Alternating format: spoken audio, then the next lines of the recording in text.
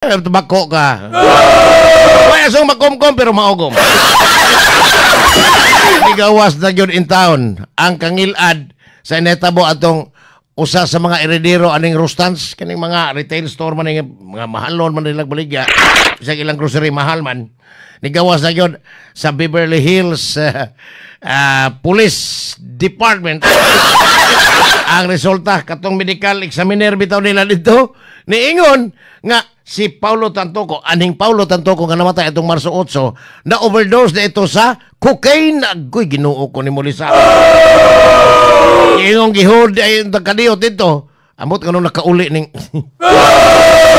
gihod dito kadiyot.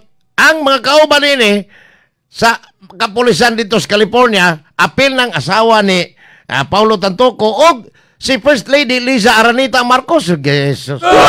Ingong ang sabo Sabo paramnas 4 months cocaine man na. Giingon sa kapulisan nga nagpasad ang cocaine sa kwartong gipuy-an nilang Tantoco. Dito na ko ito naghingos, no? Inungdan nga sa resulta ni medical examination ini dito sa Estados Unidos, giingong ang matanong executive namatay ni tungod sa overdose sa cocaine. Ayay, naradadara pag yung nga ni Liza Aranita Marcos. Base ni sa report sa Los Angeles, LA County Police. Estilan, ang iyang bayaw nga si Senadora Aimee Porte man din silang kontraha yun. Nangayo na komprehensibong report kabahin nining kamatayon ni Tantoco kay ang iyang target dilis Tantoco patay naman to. Ang target niya ang iyang bayaw nga asawa sa presidente nga iyang gagli sa tanas. Agoy. Naloko na. Naaway mong bayaw niya kay nag-ilog musbukog pareho mong mga tulisan. Na, mao na diha.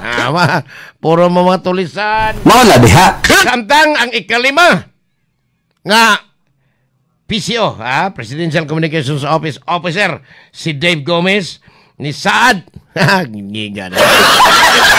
makikumbati siya sa mga misinformation o disinformation. Si Dave Gomez, ikalima, nga PCO Secretary. Ay matod pa, bago lang giilisan, ang hingalag J. Ruiz, nga gilabay dito sa Meco, tungod kay di maayong mamakak. Atod pas mga kritiko ni Marcos, nga nagkinahanglan ang Malacanang ug laking mamakak. Aron mo dipinsa sa mga binuhatang ngilad sa presidente nga si Bongbong Marcos.